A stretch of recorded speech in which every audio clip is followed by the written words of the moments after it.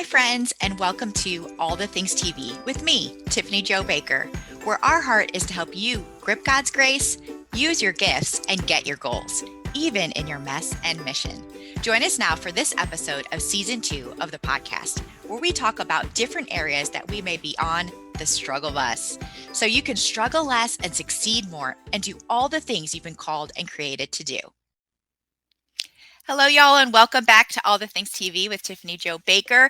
Today, we're going to be talking about the comparison struggle. And if you all know a little bit about my journey, I have had the pleasure of carrying 7 babies.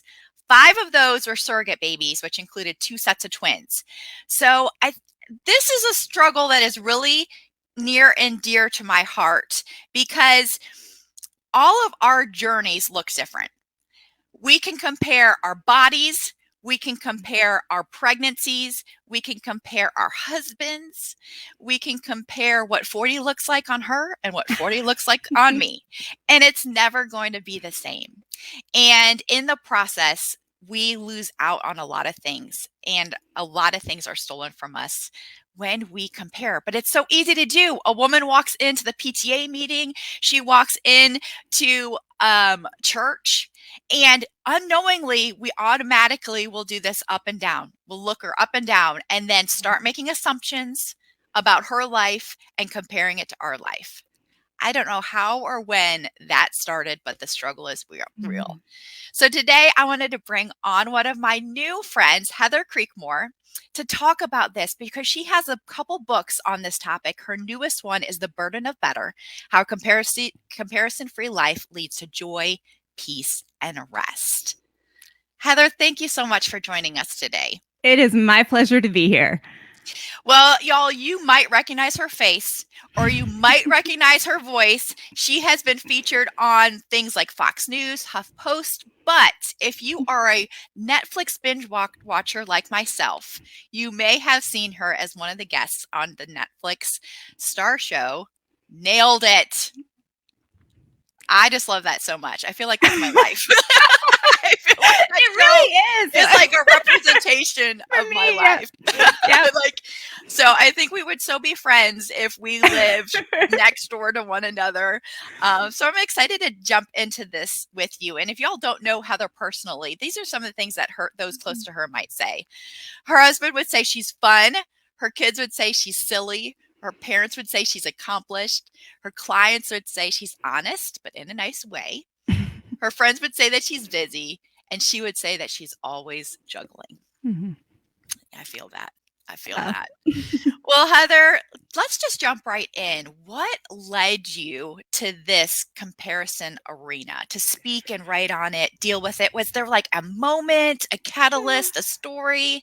How'd you get there? Yeah, this is the one thing that I never wanted to speak or write on, right? Because this is all that secret stuff in our heads that we think like no one knows and no one can tell, like to how you insured this, well, she doesn't really know that I'm sizing her up when she walks into the PTA meeting. Yeah. This is the secret. This is the spiral of thoughts that goes on inside our heads that we want to keep secret. And I was no different. I didn't want people to know about this stuff.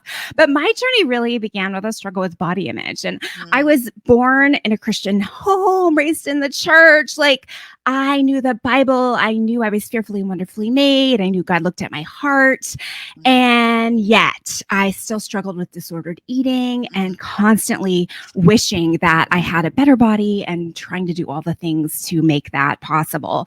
And so really that's where my struggle began, was in comparing myself in the physical arena.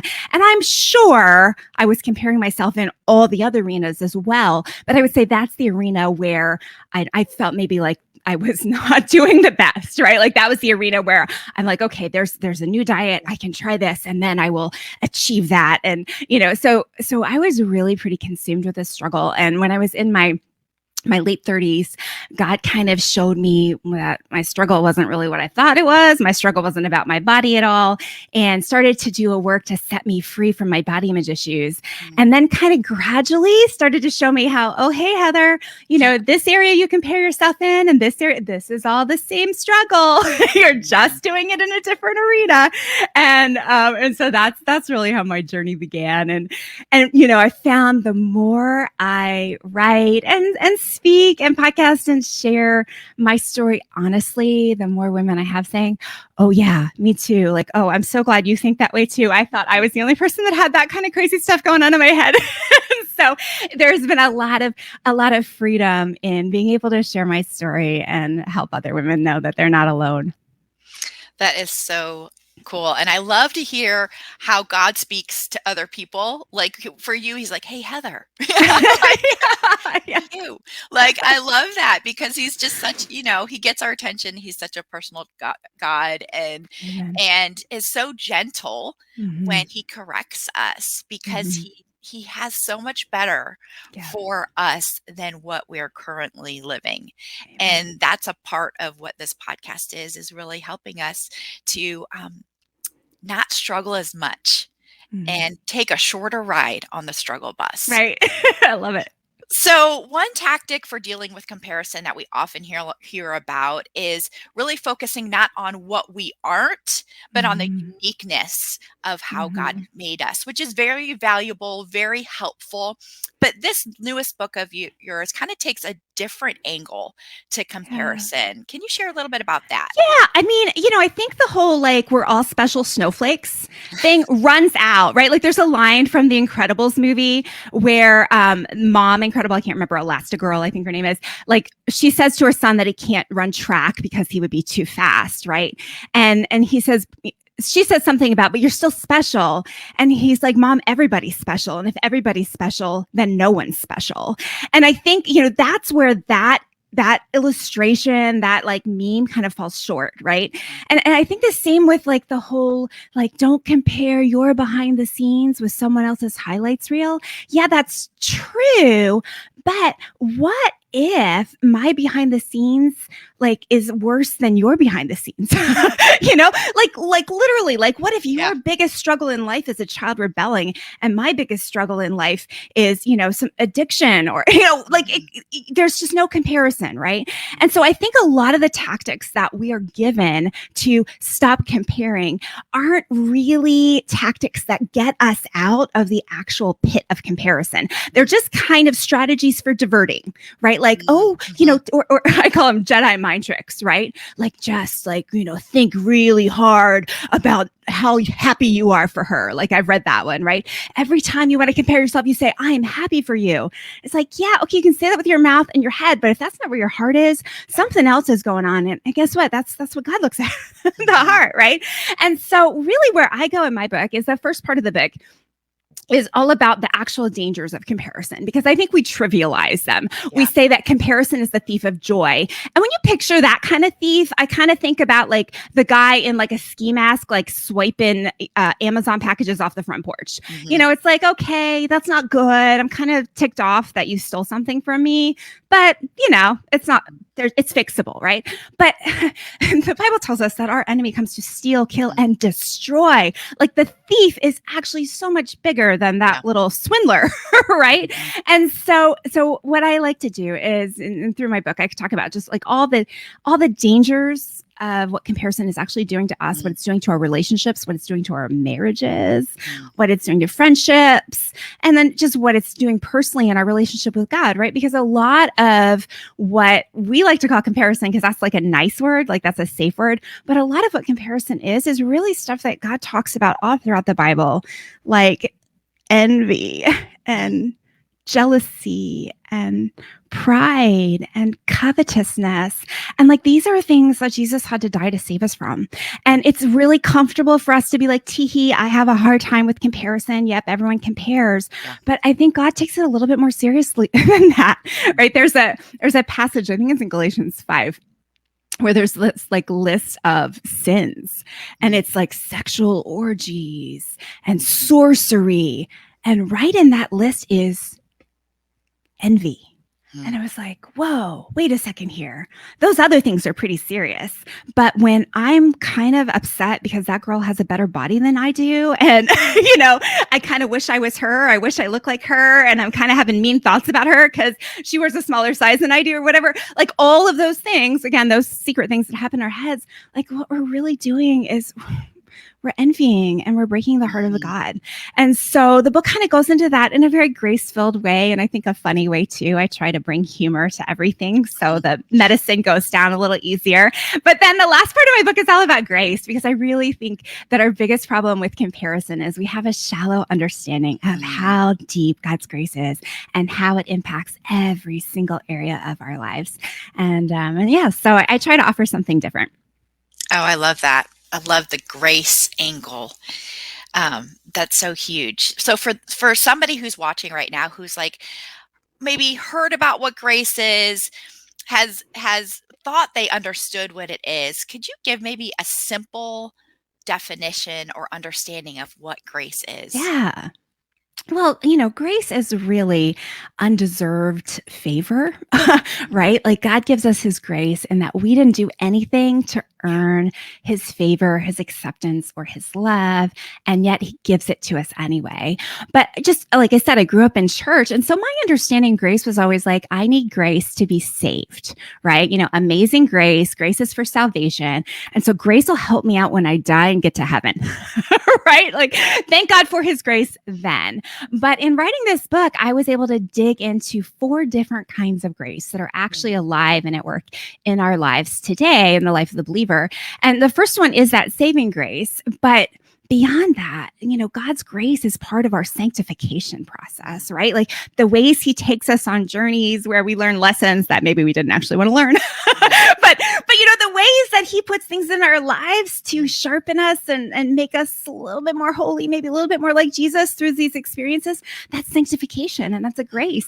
And then there's also so many ways that he's growing us and teaching us and equipping us for service, right? And that's a grace too.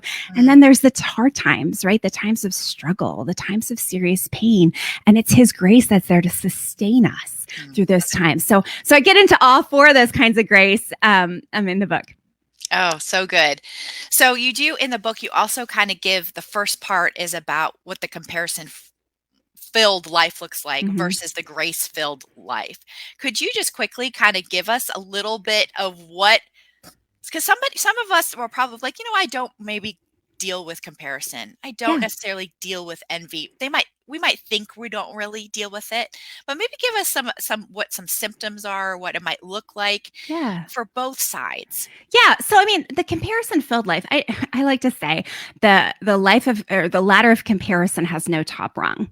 So in the comparison-filled life, we have these objectives, these milestones. And so I'll bring it to body because that's pretty familiar for most women, right? It's like, okay, if I can get to this size, then I'll be able to relax and I'll be free, right? But what happens, and I see this all the time, it was my own story, right? You get to that size and you're like, boy, I still don't feel completely content. Maybe I need to, get better muscle tone. Okay, I'll do that. Oh, still not content. And the enemy's whispering in our ear the whole time, like, you're still not good enough yet. You're still not good. So it is a treadmill that never stops. There's no top rung to the ladder. There's no winning. There's no arriving. And really, there's no rest.